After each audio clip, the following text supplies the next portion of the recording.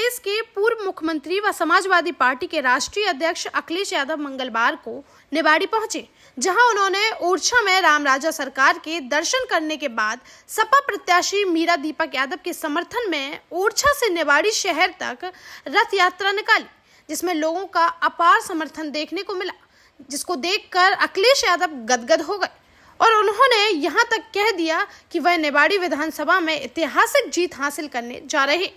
जैसा कि आपको मालूम होगा कि सपा सुप्रीमो अखिलेश यादव इस बार यूपी के साथ ही एमपी में भी काफी सक्रिय दिखाई दे रहे हैं, जहां उनकी कांग्रेस के साथ गठबंधन की इच्छा तो पूरी नहीं हो सकी, लेकिन फिर भी वह अपने कब्जे की गई सीटों पर पूरे जोश के साथ चुनाव लड़ते नजर आ रहे। इसी क्रम में मंगलवार को तय कार्यक्रम के अनुसार अखिलेश यादव सुबह करीब 10:30 बजे ओरछा पहुंचे, जहां रामराजा सरकार के दर्शन कर आशीर्वाद लेने के बाद उन्होंने सपा प्रत्याशी मीरा दीपक यादव के रथ पर सवार होकर यात्रा का शुभारंभ किया, जिसका जगह जगह भव्य स्वागत किया गया। वहीं रथ यात्रा के आजादपुरा, ओरछा तगेला, करगुआ, सेंदरी, तरीचर, असाटी, मुड़ारा व निवाड़ी तगेला पहुंचने पर स्वागत सभाओं का भी आयोजन किया गया, जिसमें अखिलेश यादव ने जगह जगह एकत्रित समर्थकों के बीच जाकर सभा को संबोधित किया। इस दौरान उन्होंने निवाड़ी में सपा प्रत्याशी को भारी मतों से विजयी बनाने के साथ ही मध्य प्रदेश में समाजवादी पार्टी को अच्छी स्थिति में पहुंचाने की अपील की। कहा कि इस बार वोट डालकर ऐसी दिवाली मनाना कि दिल्ली और लखनऊ के लोग भी जान जाएं कि निवाड़ी के लोग किस तरह से अपने वोट से दिवाली मनाते हैं। इस दौरान उन्होंने मीडिया से बातचीत में भाजपा पर भी जमकर हमला बोला, जहां उन्होंने कहा कि डबल इंजन की सरकार होने के बावजूद प्रदेश में महंगाई और बेरोजगारी लगातार बढ़ी है, लोग गरीबी रेखा से बाहर आते जा रहे, वहीं युवा लगातार बेरोजगार होते जा रहे, जिससे परेशान होकर इस बार जनता परिवर्तन चाहती है। एमपी में सपा की स्थिति को लेकर उन्होंने कहा कि समाजवादी लोग अपनी बातों को, अपनी विचारधाराओं को, जो बाबा साहब भीमराव अंबेडकर के सिद्धांत थे, डॉक्टर राम मनोहर लोहिया ने जो रास्ता दिखाया, नेताजी ने जो संघर्ष किया, अगर इन चीजों को लेकर जनता के बीच जाएंगे तो एमपी में विकल्प के रूप में समाजवादी पार्टी आगे बढ़ते दिखाई देगी।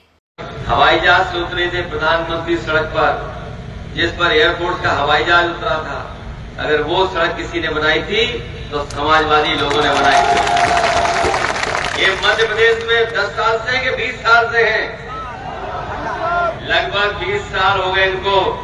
बताइए मध्य प्रदेश में अगर बीजेपी ने एक भी सड़क बनाई हो जहां पर हवाई जहाज उतर जाता हो तो बता दो आप। और वो सड़क हम लोग इसलिए बनाने में कामयाब हो गए क्योंकि नेताजी ने कहा था और नेताजी के आशीर्वाद की वजह से देश की पहली सड़क समाजवादियों ने बनाई, जहां पर एयरफोर्स का भारी से भारी विमान आप सड़क पर उतार दें, सड़क पर कुछ होने वाला नहीं।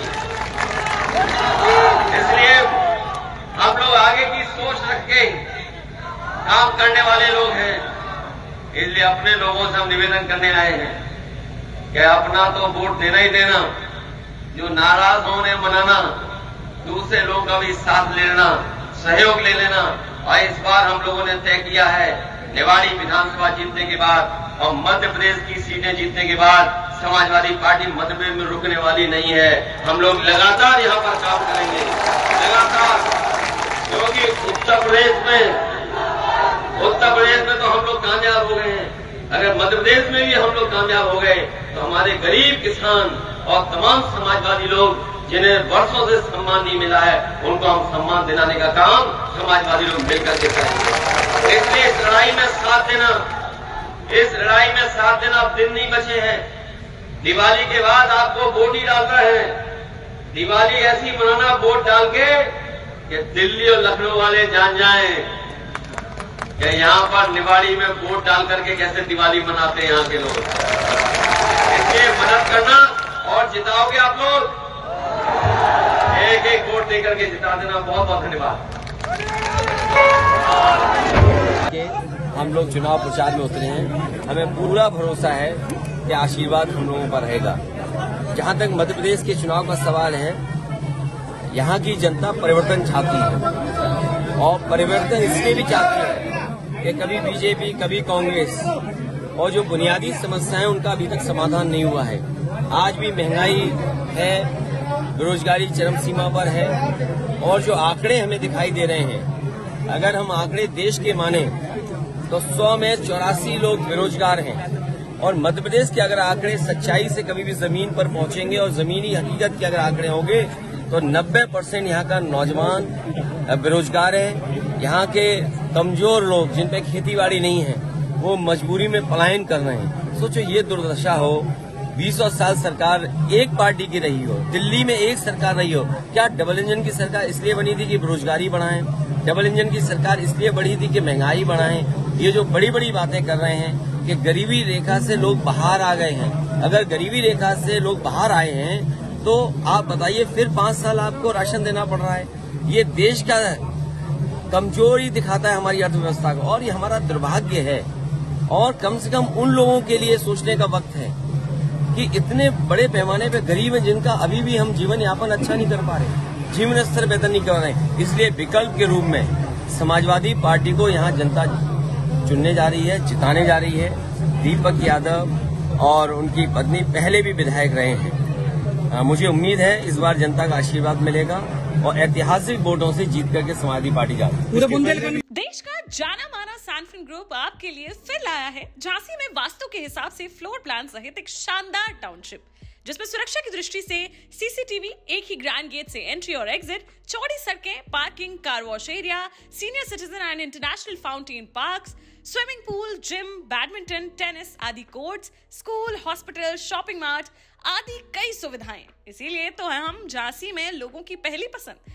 12 साल पहले अपने स्टार्टअप के साथ ही योग्य नेतृत्व, अनुभवी टीम और सक्षम सेंट्रलाइज और उत्तरदायी प्रबंधन के बल पर सबको घर गुणवत्ता के साथ समय पर घर की योजना के तहत सैनफिन समूह ने बहुत ही कम समय में 1500 से ज्यादा यूनिट्स को दिया है कब्जा। समय पर डिलीवरी से हमारे ग्राहकों में बड़ा है विश्वास और मिली है संतुष्टि।